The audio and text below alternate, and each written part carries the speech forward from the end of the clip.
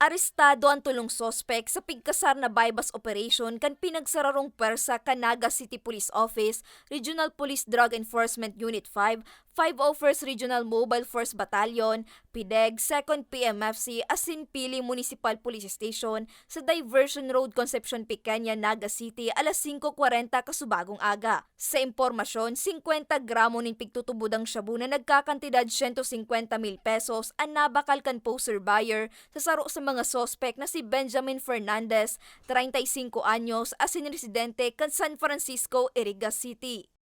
Ini pong ginibong anti-illegal drug operations, ining bypass operation, pinagkukonsiderar po ining high impact operation considering na dakula talaga sa items, dakula sa quantity, na nakuha naman sa mga suspects. Apwera kay ni, nakuha man sa posisyon kan mga sospek ang 480 gramo nin pigtutubudang shabu. Sa kabilugan, pigkakarkulong nasa 530 gramo nin pigtutubudang shabu ang nakumpiskar sa mga sospek na nagkakantidad 3,604,000 pesos. Iyo po totoo yan, kung nanuntaranta, halos si Resimana, igo kitang accomplishment, igo kitang mga anti-illegal drug operations, digi sa siyudad ng Naga. Gustong sabihin kayan na medyo talagang mahigos ang sa tuyang mga operatiba, talagang pinagtutungkusan ninda si sendang trabaho. Pandua, it goes to show, ang implikasyon diyan, igwa pa talagang dahil nag-uuntok, dahil pa nag-uuntok sa pagkaka-involve sa illegal drugs.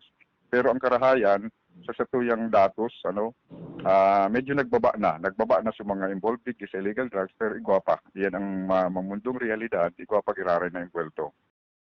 Apwera kay Fernandez, arestado man ang duwa pa kay ning pag-iriba na sinda Melrose del Rosario, 35 anyos, asin Lolito del Rosario, 40 anyos, parehong residente kan Zone 5, Balatas, Naga City. Sa ngunyan, nasa kustodiya na ka Naga City Police Station ang mga sospek asin nahampang sa kasong pagbalgar sa Republic Act 9165 o Comprehensive Dangerous Drugs Act of 2002. Para sa mga baretang tatak Bicol, Laarni Miranda.